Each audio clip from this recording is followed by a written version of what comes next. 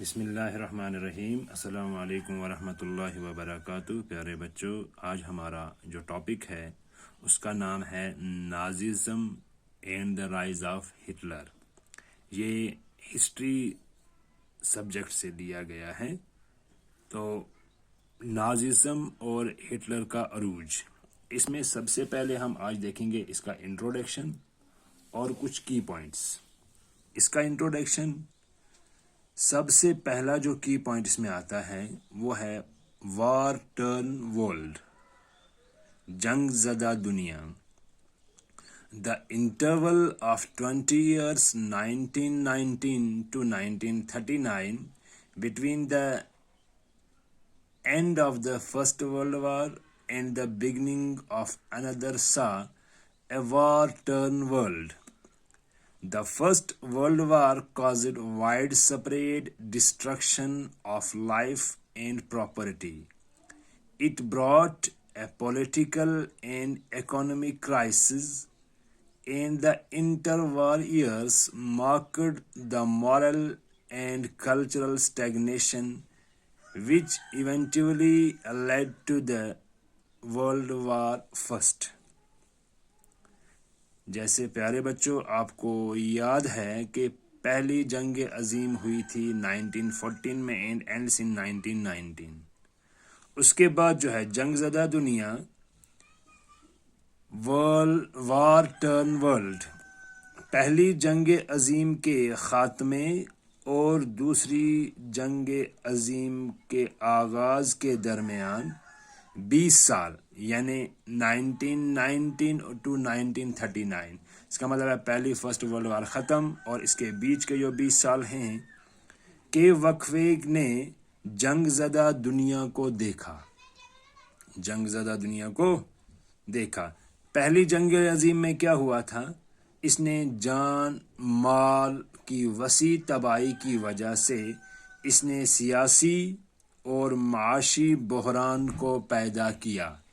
ایک تو اس نے پولیٹیکل سسٹم اور اکانومک کرائسس جو ہیں اس کو پیدا کیا، اور سالوں تک اس جنگ کے نشانات اور اخلاقی اور ثقافتی جمود پر بالآخر عالمی جنگ اس کا باعث بنا۔ دیکھیے یہاں پہ یہ سمجھ میں آتا ہے کہ اس نے سیاسی اور اکانومی کے اوپر گہرا اثر ڈالا، اور اس کے جو نشانات ہیں وہ آج تک ہمیں سمجھ میں آتے ہیں کہ اس کی وجہ سے کون کون سے کرائسس ہوئے۔ تو پوائنٹ نمبر 2 یہاں پہ آتا ہے ٹرمپ آف فاشزم اینڈ ناززم، کہ فاشی سسٹم اور نازی سسٹم کی کامیابی، فتح۔ The political situation in almost every country in Europe became complicated. The person saw the growth of socialist and communist party in almost every country of Europe and in many countries of Europe. The socialist movement were defeated and dictatorial governments came to power which destroyed democracy. The most dangerous development was the triumph of fascism and Italy under the leadership of Benito Mussolini, and Nazism in Germany under the leadership of Adolf Hitler. Europe کے تقریباً ہر ملک میں سیاسی صورتحال پیچیدہ ہو گئی تھی۔ Europe کے تقریباً ہر ملک میں سوشلسٹ اور کمیونسٹ پارٹیوں نے اپنا آپ اجاگر کیا، نمود دیکھی، ٹھیک ہے۔ اور یورپ کے بہت سارے ممالک میں سوشلسٹ تحریک نے شکست کھائی اور آمرانہ حکومت اقتدار میں آ گئی، جس نے جمہوریت کو سب سے زیادہ خطرناک ترین تباہ کر دیا۔ اٹلی میں جو سسٹم تھا وہ میسولینی کے انڈر تھا، اور جرمنی میں جو سسٹم تھا وہ ہٹلر کے لیڈرشپ میں تھا۔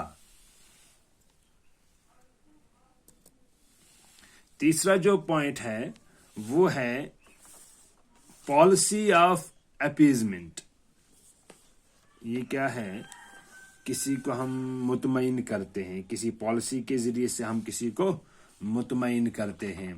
Britain and France, however, succeeded in remaining democratic even though they were faced with serious problems, but their foreign policy was not at all conducive to the maintenance of democracy in the world. Their policy of appeasement of the fascist power in order to get rid of the socialist and communist movement which were hunting them brought about the Second World War. مطمئن جو policy تھی مطمئن کرنے کی، اس میں کیا تھا؟ تاہم یہ دیکھتے ہیں ہم کہ برطانیہ اور فرانس جمہوری رہنے میں کامیاب رہے، جمہوریت والے ملک رہنے میں کامیاب رہا ہے، حالانکہ انہیں شدید پریشانیوں کا سامنا کرنا پڑا، لیکن ان کی جو خارجہ پالیسی تھی دنیا میں جمہوریت کی بحالی کے لیے بالکل بھی کارآمد نہیں تھی. تاہم ان کی حکومت سے نجات حاصل کرنے کے لیے فاشسٹ جو طاقتیں تھیں ان کو مطمئن کرنے کی اپنی پالیسی انہوں نے اپنائی. سوشلسٹ جو کمیونسٹ جو ان کی پارٹیاں تھیں وہ بھی اس کا شکار ہوئی، اور جس کی وجہ سے دوسرے جنگ عظیم نمودار ہوئی، جس سے دوسری جنگ عظیم وہاں پہ شروع ہوئی. تو چوتھا جو پوائنٹ ہے وہ ہے برلن روم ٹوکیو ایکسس، جو ان کا محور تھا برطانیہ، Berlin, room, Tokyo. The policy of appeasement adopted by Western policies whetted an appetite of Hitler, Mussolini and Japan for territorial expansion. This posed a serious threat to peace and the system of collective of security established by the League of Nations. Hitler laid the foundation of the Berlin-Rome-Tokyo axis, initially anti-communist party which soon developed into a military alliance. زندگی نے ساتھ دے انشاءاللہ، اس کے بارے میں ہم کل بات کریں گے.